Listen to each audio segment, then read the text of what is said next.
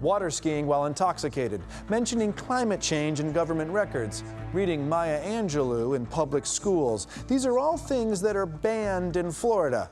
That last one is because in March 2022, Ron DeSantis signed the Curriculum Transparency Bill, which made it easier for anyone to request that any number of books be removed from public school libraries. And if there's things like pornography, the parents have a right to say it should be removed from the schools. One individual has made more use of the law than anyone else in Florida. Conservative activist and dirty bookworm, Bruce Friedman. You are the #1 book banner in the #1 state of book banning. You're the Michael Jordan of book banning. Well, in the last 2 years, I challenged more than one book every calendar day. How many challenges have you made, would you say? Over 900. So let me ask what your qualifications are for determining this. Do you have a doctorate in literature? No. Do you have a degree in child education and media? No. So why are you the arbiter? A book with blatant sexual activity and over-the-top, grotesque, excessive profanity doesn't belong in any of our schools. That's what this is. I hate profanity. Let me offer a counter. The internet, phones, lyrics and songs, movies. Sure. Do you think kids aren't seeing that shit? What does it take to control what's coming at your children? Desire. You have to want it. Okay, and do you have kids in the school system? Yes. You do. He's not allowed in the public school library, so it doesn't matter. Hold on. Your son doesn't use the library at school. That is correct. It's polluted. So you're doing all of this work for all the other kids. Correct. That's right. Bruce is so good at protecting his own kid that he needs an even bigger challenge, protecting other people's kids. But how do those parents feel about it? What is the big deal about having a random man named Bruce determine which books your kids read? I want my children exposed to different mindsets, different points of view. So if some random person tells me that, no, this is not how you should parent your children, I have a problem with that. First of all, when we're talking about anything that involves sex at all, it's not children, it's teenagers. These are in high schools. And that's what so many of these book challenges do, right? They take issues of racism, discrimination, sexual assault, and they label them as pornographic just because it makes it easier to remove the book. And he brags about having a list of over 5,000 books that he wants out of our schools. Are there even 5,000 books Yes. in the world? I'm not a big reader.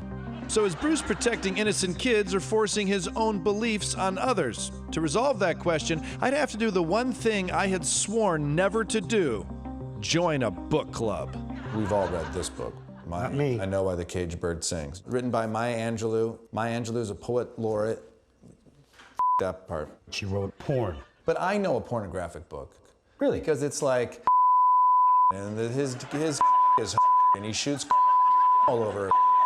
And All of she those turned- would be disqualifying right. content. But that's No not doubt. what Maya Angelou's I Know Why the Caged Bird Sings. It's pornography. The content violates law. So Bruce would rather the caged bird just shut up. And some of his other targets are even more surprising and particular. Okay, mixed or Same colorful thing. story. Two male characters getting married. That's it. Oh yeah, look at their big old dicks. Those two. They happen to be male if you read the rest of the crowd. Okay, so they're getting married, and then here's the most offensive part. Look what happens here. They have a little green baby. What do Yeah. they do? Shit it out of their butthole? It's their problem. I don't want to get lost in the mechanics. All right, so what happened to the challenge? Failed, was Okay. appealed. And you immediately appealed. That's what I do. So, in your opinion, there's an alien creature in this book, and it's neither male nor female, and you believe it's part of a greater agenda. That is correct. I'm thinking of a person. Is it a boy? Nope. Is it a girl? Nope. Is it me? Is it you? Okay, now I'm thinking of a planet. If your child was unclear on their sex, how would you resolve the issue? But this is not the issue. No, it's not. I don't even know what the you're talking about by challenging this. Okay. I mean- then it fails and we move on. Right, but it did fail, the challenge, and you immediately appealed it. Right. I always do. Anything that fails a challenge, I file an appeal. And due to Florida law, books are removed while the challenge is appealed. So the little perverts who get off on color blobs and Star Wars aliens are out of luck. But there is a cost attached to Bruce's relentless drive.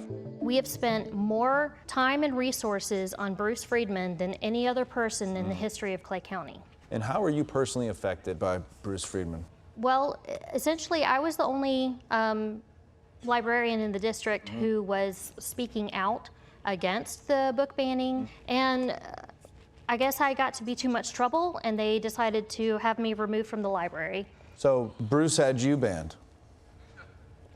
Maybe. I guess you could say that. Yeah, Bruce's campaign has been so effective, he's not only been removing books and money from the school's budget, but also people from the library. But even Ron DeSantis may be questioning this strategy for helping Florida children. Earlier this year, the governor signed a new bill limiting the amount of challenges any one person can submit. It's been mentioned that it might cost $100 to challenge a book. Yeah, Would that deter you? nothing's going to stop me. Bruce, do you think you'll one day write a book about this experience? Sure. And would that book be banned from a public school library?